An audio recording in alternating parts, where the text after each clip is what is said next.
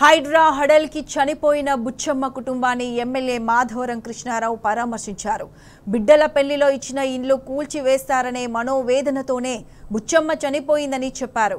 Hydraa commissioner మాత్రం మహిళా ఆత్మహత్యతో మాకు సంబంధం లేదని ఎలా అంటారని ప్రశ్నించారు. అడ్డగోలు కూల్చివేతలతో ప్రజల ప్రాణాలు పోతున్నాయి. పేదోళ్ల ఇండ్లు కూల్చివేస్తుంటే ప్రజలు తట్టుకోలేకపోతున్నారు. కేసీఆర్, చంద్రబాబు, రాజశేఖర్ రెడ్డిలు హైదరాబాద్ను అభివృద్ధి చేస్తే రేవంత్ రెడ్డి మాత్రం కూల్చివేతల పాలన చేస్తున్నారని విమర్శించారు. హైదరాబాద్లోని ఎమ్మెల్యేలు, ఎంపీలతో ముఖ్యమంత్రి సమావేశం ఏర్పాటు చేసి ఒక ప్రణాళిక ఏర్పాటు చేయాలని పేర్కొన్నారు ఎమ్మెల్యే మాధవరం కృష్ణారావు.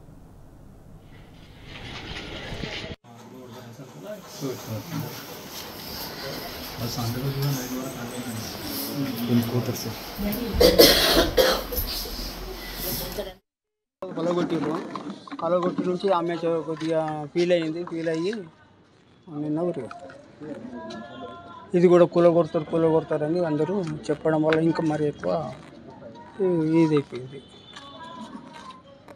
ఇద్దరు బిడ్డలకే ఇచ్చారు. నల్లజర్లో గత శనివారం, ఆదివారం జరుగుతున్నటువంటి డిమాలిషన్ చేశారు.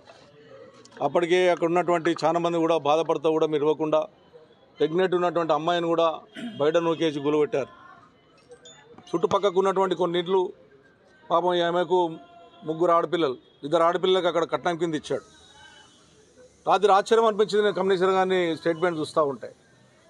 హైడ్రా నోటీస్ ఇవ్వలేదు, అది హైడ్రాకు సంబంధం లేదంటున్నారు. నేను అడుగుతున్నాను సూటిగా కమిషనర్ గారు, హైడ్రా అనేటటువంటిది మీరు ఎక్కడ నోటీస్ చేయట్లేదు. మీరు జిహెచ్ఎంసీ వాళ్ళ ద్వారా నోటీస్ ఇప్పించుకొని హైడ్రా ద్వారా డిమాలిషన్ చేస్తున్నారు. మీరు ఎందుకు హైడ్రా నోటీస్ ఇవ్వలేదని చెప్పగలుగుతున్నారు? మీరు హైడ్రా నోటీస్ ఇప్పటివరకు మీరు డిమాలిషన్ చేసిన దాంట్లో ఎక్కడ హైడ్రా నోటీస్ ఇవ్వలేదు. మీరు జిహెచ్ఎంసీకి సంబంధించినటువంటి నోటీసుల ద్వారానే డిమాలిషన్ చేస్తూ ఉన్నారు. దీనికి నోటీస్ ఇచ్చిందని ఎవరు చెప్పారు నీకు? నోటీస్ ఇచ్చినామని చెప్పి చనిపోయిందని భయపడదు. ఎవరు నోటీస్ ఇచ్చారని నీకు ఎవరు చెప్పలే, ఏ లీడర్లు చెప్పలే. నీ అంతా నువ్వు ఊహించుకొని ఆవిడ ముంగడ తన ముందు ఇల్లు ముందే ఇంకో ఇల్లు గురగొట్టారు కాబట్టి భయబాధలు చెంది వారం రోజులు అన్నం తినకుండా గుండె వలిగి నా బిడ్డలకు అన్యాయం జరిగిపోతుందేమని చెప్పి బాధతోని ఊరి పెట్టుకొని చనిపోయింది ఆమె. ఇది ఫ్యాక్ట్. నీ భయం వలన, మీరు చేసినటువంటి చేతల వలన హైదరాబాద్ నగరాన్ని కాపాడుకోవాల్సినటువంటి బాధ్యత వందల సంవత్సరాల నుంచి ఎంతోమంది దీన్ని పోరాడి అప్పుడటి ముఖ్యమంత్రులు హైదరాబాద్ని కాపాడాలని ప్రయత్నం చేశారు. చంద్రబాబు నాయుడు కానీ, రాజశేఖర రెడ్డి కానీ, ఇంకా గత ముఖ్యమంత్రులు కానీ, ఇప్పుడున్నటువంటి కేసీఆర్ గారు కానీ హైదరాబాద్ నగరాన్ని డెవలప్మెంట్లో చేయాలని కోరుకున్నారు. కానీ ఇప్పుడు జరుగుతుంది అది కాదు. ఒక హైడ్రా పేరు మీద హైదరాబాద్ నగర ప్రజలు ఎంత ఇబ్బంది పడుతున్నారు. సాటర్డే సండే అంటే మీరు ఏంది ఆలోచన మీది? అంటే కోట్ల కోతరేమో భయమా? న్యాయస్థానం నిన్న అడిగింది ఏమని, మీరు ఏంది, మీ విధానం ఏంటి, మీ లెక్క ఏంటని. నేను డిమాండ్ చేస్తాం, మొన్న డిమాండ్ చేశాం. మీరు ఒక శాసనసభ పెట్టండి, లేకపోతే అఖిలపక్ష సమావేశం పెట్టండి.